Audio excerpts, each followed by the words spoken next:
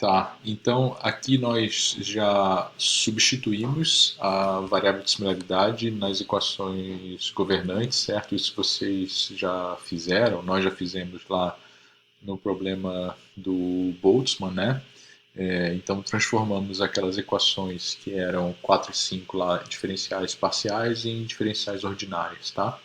E aí, claro, pelo fato da variável de similaridade ter sido definida com o alfa do sólido no denominador, então a equação aqui para o líquido, ó, ela fica com essa relação entre alfa S e alfa L aqui, tá?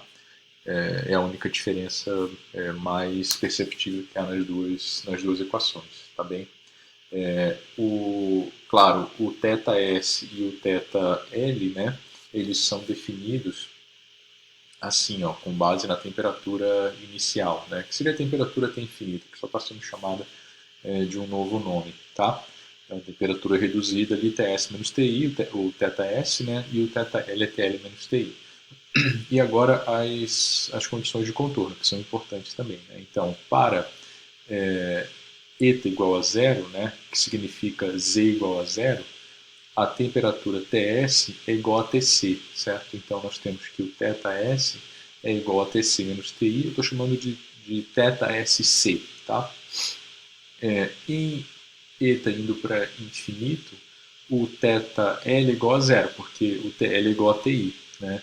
E na interface, essa condição de contorno 12 aqui, na verdade são duas equações. θS igual a θF, ou seja, TS igual a TF, e TL igual a TF, né? Ou seja, θL igual a θF, tá? Onde θF é TF menos TI, tá bom? E também na interface, né, em eta igual a eta SL, nós temos o nosso balanço de energia interfacial, nossa relação de acoplamento interfacial para energia, tá? Que fica com essa cara aqui, ó. Esse termo é o termo de calor latente e esses dois termos de calor sensível chegando na interface pelo lado do sólido e pelo lado do líquido, tá? Como isso foi uma coisa que não foi feita anteriormente, né? Porque para as equações governantes foi feita anteriormente, eu não precisei fazer. Mas como isso não foi feito até então, né? Eu coloquei a prova da equação 13 aqui, tá? A substituição, tal qual a gente fez as substituições na célula de Arnold e no problema do Boltzmann, tá? Então aqui eu fiz também para que vocês tenham como referência, tá bem? Então é bem tranquilo aqui, eu só preciso, né, escrever dθs dz em função de deta, então eu aplico aquela regra da cadeia aqui, né, e tenho esse termo que vai ser substituído na equação 3, e a mesma coisa para o dθl, né, que vai ser substituído na equação 3, e do próprio dzsl né. Então, o dzsl na verdade, eu estou derivando, né, com relação ao tempo, a definição do ETSL, tá? O que é bem simples e dá para ver que vai dar esse resultado aqui, tá? Aí substituindo, né, esse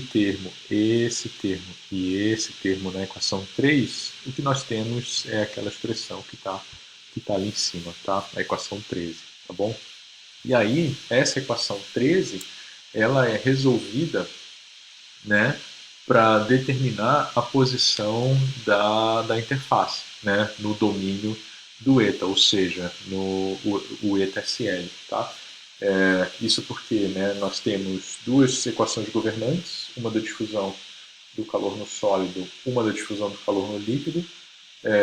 Temos as nossas condições de contorno, né, bem estabelecidas, só que o contorno propriamente dito, né, a interface, né, ou uma posição do contorno que é a interface, ela não está definida, então eu preciso de uma equação para defini-la, certo? Que é essa equação 13. Né?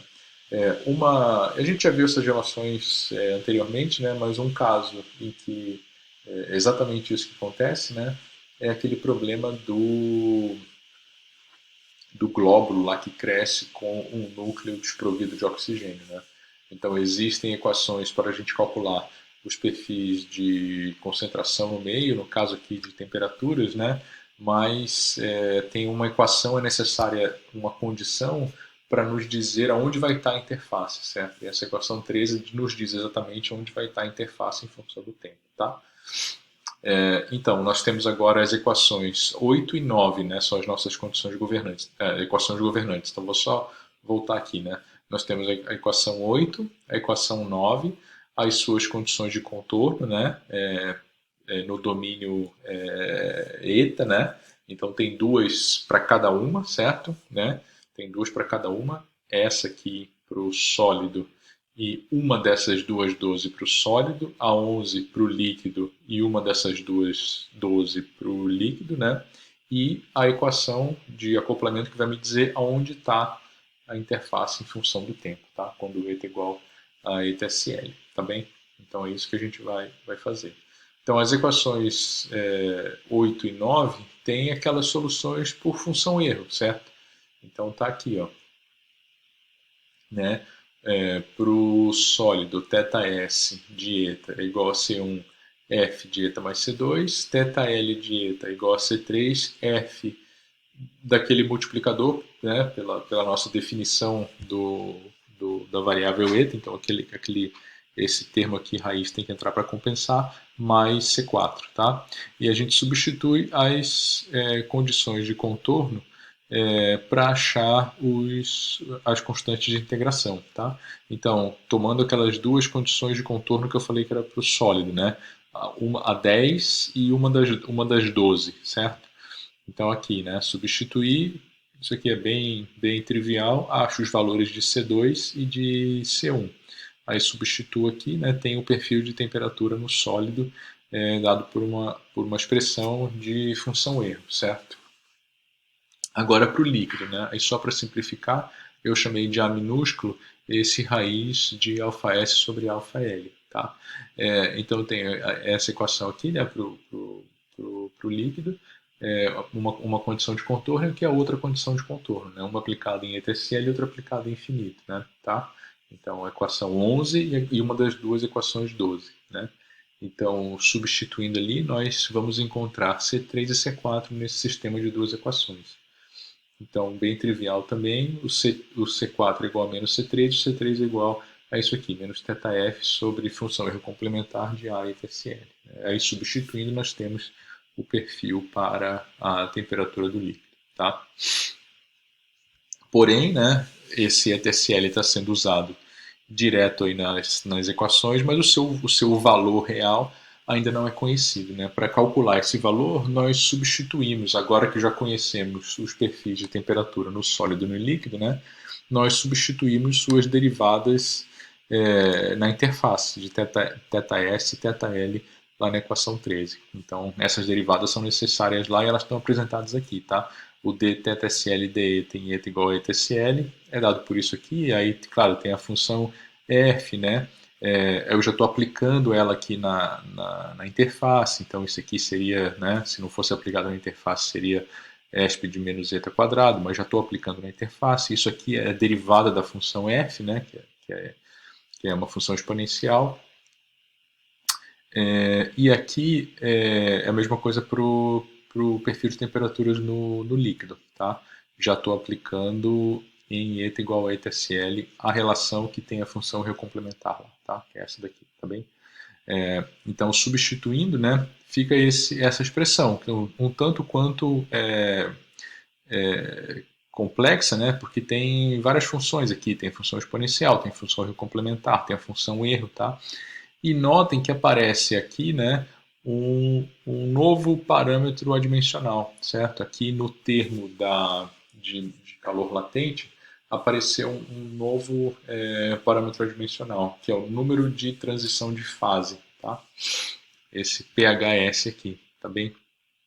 Ele é definido como a relação entre HSL e o CPS vezes TF menos TC, tá? Então, claramente, isso aqui é uma relação entre calor latente e calor sensível, tá? Ok? E é bem fácil de ver, né? Por que esse cara aparece aqui, tá?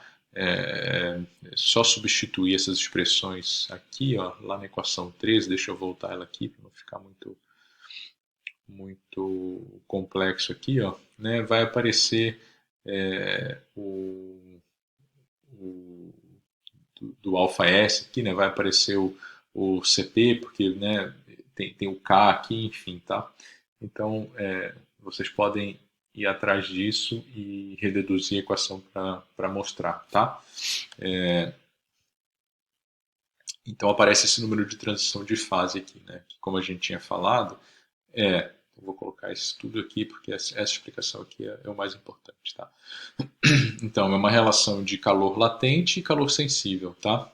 Então, se a gente está considerando o caso de solidificação, congelamento, né? Claro que o derretimento, fusão vai ser o oposto, mas na solidificação, que é o problema que a gente está avaliando, né? O calor latente ele é liberado na interface. Eu estou transformando o líquido em sólido e o líquido tem entalpia maior do que o sólido. Então, quando o líquido se transforma em sólido, entalpia é liberada na interface, energia é liberada na interface, certo? E o subresfriamento TF-TC, né, ou um subresfriamento TF-TC, é necessário para transferir calor da interface para a parede, né, que é o sumidouro de calor. Tá? Então, aquele calor latente que é liberado para que o processo de congelamento, de solidificação se sustente, eu tenho que continuamente remover calor, né, da interface em direção à parede lá embaixo. Tá? Então, se o subresfriamento disponível é grande, né, ou seja, se a temperatura TC é muito menor do que a temperatura TF, né, eu teria um denominador aqui bem elevado, né, significa que eu consigo retirar rapidamente aquele calor latente que está sendo gerado na interface. Então, a interface avança rapidamente, certo? Tá? E pelo contrário, se o subresfriamento oferecido, né, no problema for pequeno, ou seja, se a temperatura TC é só um pouquinho menor do que a temperatura de saturação, então, digamos assim, o sistema não tem força para retirar aquele calor latente que está sendo liberado, então a interface vai avançar bem lentamente, o processo de solidificação vai ser bem lento, tá? Então é essa competição desses dois mecanismos, é o calor latente que é liberado na interface e, digamos assim, o subresfriamento disponível para retirar aquele calor, certo? Se fosse o contrário, se fosse o derretimento, por exemplo, né, seria um superaquecimento disponível para prover energia até a interface para que o processo de fusão, por exemplo, né, acontecesse, tá? Porque eu estaria transformando sólido em líquido, né, uma fase com entalpia menor do que a outra, então eu preciso aportar energia até a interface para que ela mude de fase. Tá? Então deixa de ser um subresfriamento requerido para ser um superaquecimento disponível no caso da fusão. Tá? E só não deixa de ser uma curiosidade aqui, esse número de transição de fase, né, ele também é conhecido na literatura como o número de Stefan. Na verdade, não ele propriamente dito, mas seu inverso. Tá? Então, o inverso do número de transição de fase, que é o HSL sobre um CP ΔT, né, o inverso disso é o número de Stefan, tá? Conhecido como número de Stefan. E o engraçado é que, e é mais um comentário, né, na literatura europeia e alemã, o uso do número de Stefan não é muito difundido. Né? E é engraçado porque, se não me engano, o Stefan ele é austríaco, uma coisa assim, né? Ou era. Então fica essa coisa mais curiosa aí, porque na literatura é, é, não alemã, né?